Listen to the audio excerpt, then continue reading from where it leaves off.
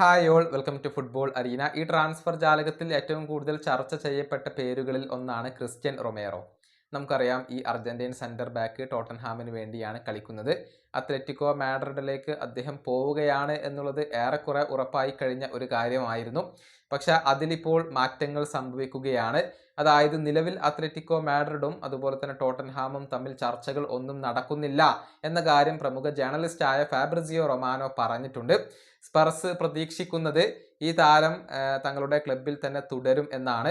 അതായത് ടോട്ടൻഹാം ആവശ്യപ്പെടുന്ന ഒരു തുക നൽകാൻ ഇപ്പോൾ അത്ലറ്റിക്കോ മാഡ്രിഡിന് കഴിയുന്നില്ല എന്നുള്ളതാണ് വസ്തുത. അതുകൊണ്ട് തന്നെ ക്രിസ്ത്യൻ റൊമേറോക്ക് വേണ്ടിയുള്ള ശ്രമങ്ങളിൽ നിന്നും അത്ലറ്റിക്കോ മാഡ്രിഡ് പിൻവാങ്ങുകയാണ് എന്നുള്ള റിപ്പോർട്ടുകളാണ് പുറത്തേക്ക് വരുന്നത്. ഇനിയിപ്പോൾ ഇതിൽ മാറ്റം ഉണ്ടാവുമോ എന്നുള്ളതൊക്കെ കാത്തിരുന്നു കാണേണ്ട കാര്യമാണ്. റൊമേറോയെ അങ്ങനെ അങ്ങ് സ്വന്തമാക്കാൻ കഴിയില്ല. വലിയ ഒരു തുക തന്നെ താരത്തിന് വേണ്ടി ചിലവഴിക്കേണ്ടി വരും എന്ന കാര്യത്തിൽ സംശയങ്ങൾ ഒന്നുമില്ല. നിലവിലെ അവസ്ഥകൾ പ്രകാരം റൊമേറോ ടോട്ടൻഹാമിൽ തന്നെ തുടരാനാണ് സാധ്യത. ഇപ്പോഴിതാ മറ്റൊരു വാർത്ത കൂടി പുറത്തേക്ക് വന്നിട്ടുണ്ട്. അതായത് അർജന്റീൻ താരമായ എസക്കിയേൽ പലാസിയോസിനെ സ്വന്തമാക്കാൻ ഇപ്പോൾ അത്ലറ്റിക്കോക്ക് താല്പര്യമുണ്ട് എന്നാണ് ആ വാർത്ത.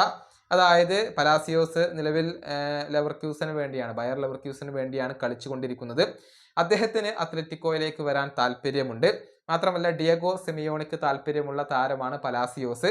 ഈ അർജന്റീൻ താരത്തെ കൊണ്ടുവരാൻ അത്ലറ്റിക്കോ ശ്രമിക്കുന്നു എന്നുള്ള റിപ്പോർട്ടുകളാണ് പുറത്തേക്ക് വന്നിട്ടുള്ളത്. അത് ഫലം കാണുമോ എന്നുള്ളതൊക്കെ കാത്തിരുന്നു കാണേണ്ട കാര്യമാണ്. ചുരുക്കത്തിൽ റൊമേറോ വരാൻ സാധ്യതയില്ല. അതേസമയം മറ്റൊരു അർജന്റീൻ താരമായ പലാസിയോസ് ഇപ്പോൾ വരാൻ സാധ്യതയുണ്ട് എന്നുള്ളതാണ് വസ്തുത. ഈ വീഡിയോ അവസാനിപ്പിക്കുന്നു. അടുത്തൊരു വീണ്ടും കാണാം.